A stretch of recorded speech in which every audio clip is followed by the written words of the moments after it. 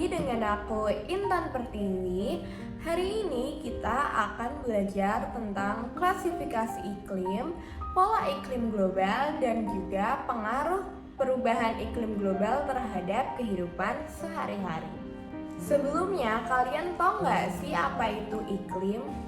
Iklim sendiri adalah cuaca rata-rata dalam satu tahun yang penyelidikannya dilakukan dalam waktu yang lama, misalnya 30 tahun. Misalnya, Indonesia memiliki iklim yang tropis. Nah, klasifikasi iklim sendiri dibagi menjadi 4. Yang pertama ada klasifikasi iklim matahari. Klasifikasi iklim matahari adalah klasifikasi iklim yang pembagiannya berdasarkan banyaknya sinar matahari yang didapat. Klasifikasi iklim matahari sendiri juga dibagi menjadi beberapa bagian. Yang pertama ada iklim tropis, di mana ciri-ciri letak di antara 0 hingga 23,5 derajat LU dan juga 0 hingga 23,5 derajat lintang selatan. Matahari selalu vertikal sehingga suhu rata-ratanya 20 derajat Celcius hingga 30 derajat Celcius. Ciri-ciri yang kedua yaitu tekanan udara rendah dan berubah secara perlahan dan beraturan. Yang ketiga, kejadian hujan lebih banyak daripada banyak wilayah lainnya. Selanjutnya ada iklim subtropis.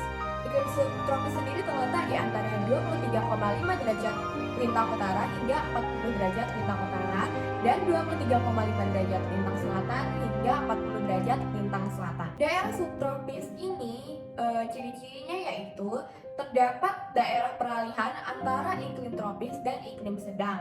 Yang kedua, terdapat 4 musim, yaitu musim semi, musim panas, musim gugur, dan juga musim dingin. Yang ketiga, pada musim panas suhu tidak terlalu panas dan juga pada musim dingin suhu tidak terlalu dingin.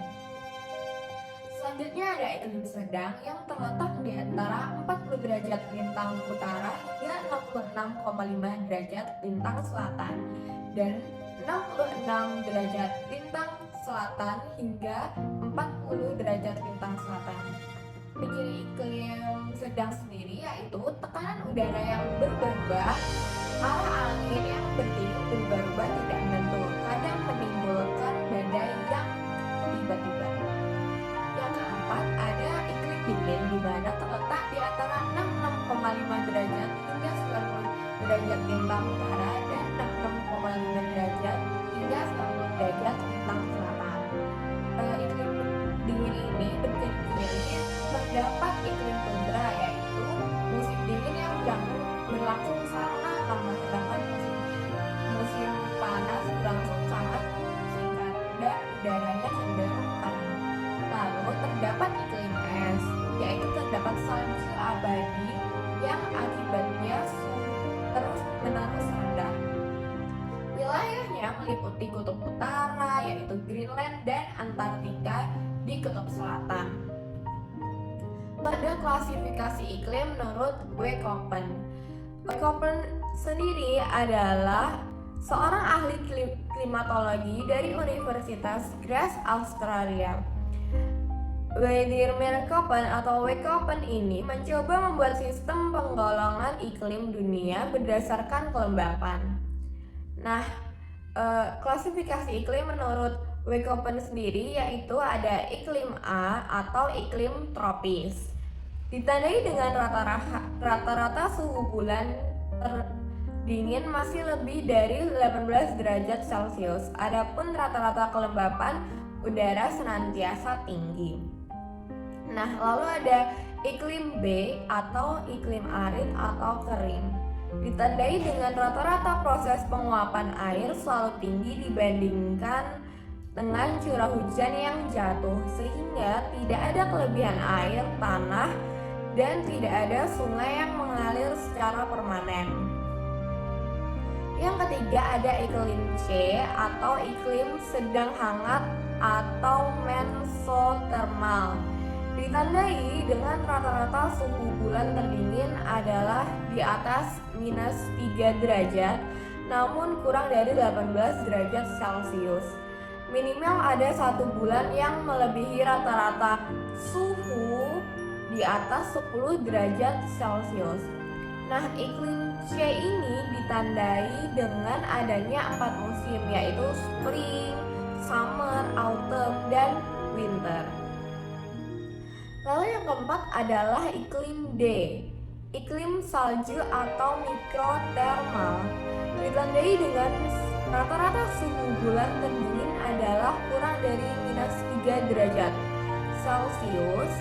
Yang terakhir atau yang kelima adalah iklim E atau iklim es atau salju abadi.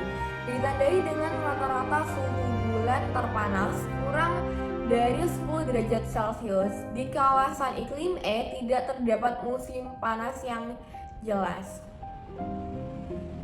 Nah, yang klasifikasi iklim yang ketiga adalah klasifikasi iklim Pisces. Iklim Pisces ini sendiri adalah klasifikasi iklim yang pembagiannya berdasarkan kondisi sebenarnya suatu daerah sebagai hasil pengaruh keadaan alam dan lingkungan sekitarnya. Faktor yang berpengaruh antara lain daratan yang luas, lautan, angin, arus laut, vegetasi. Yang keempat klasifikasi iklim tadi adalah iklim menurut Smith-Ferguson, di mana klasifikasi ini digunakan dalam bidang perkebunan dan pertanian. Klasifikasi iklim ini dibuat berdasarkan kondisi iklim di daerah tropis. Selanjutnya, kita akan belajar mengenai perubahan iklim global yang dapat mempengaruhi kehidupan sehari-hari. Sebelumnya, apa sih perubahan iklim itu? Perubahan iklim secara sederhana diartikan sebagai perubahan signifikan dari unsur iklim.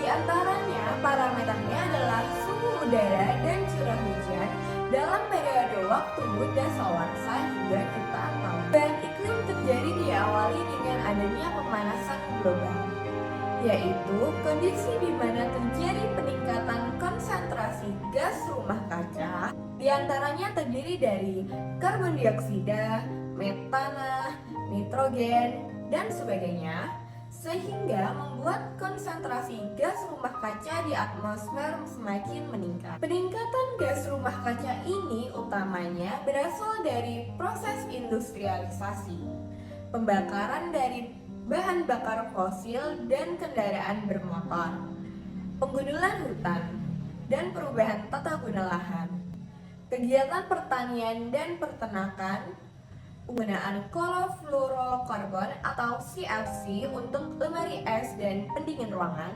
penggunaan aerosol seperti pengharum ruangan, deodoran anti nyamuk, obat serangga, cat, pembersih perabotan, dan lain sebagainya.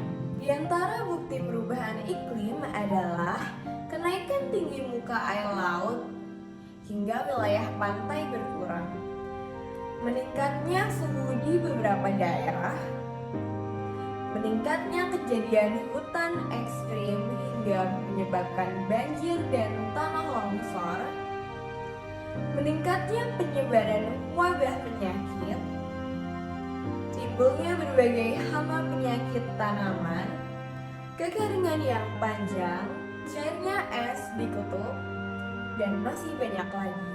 Selanjutnya, kalian akan diberikan kuis yang sangat menarik di sini, yang nantinya akan membantu kalian dalam memahami materi yang disampaikan tadi. Setelah mengerjakan kuis tadi, diharapkan kalian dapat memahami apa itu yang dinamakan klasifikasi iklim, pola iklim global, dan juga pengaruh perubahan iklim global terhadap kehidupan. Sekian pembelajaran kali ini dan sampai jumpa di pelajaran selanjutnya.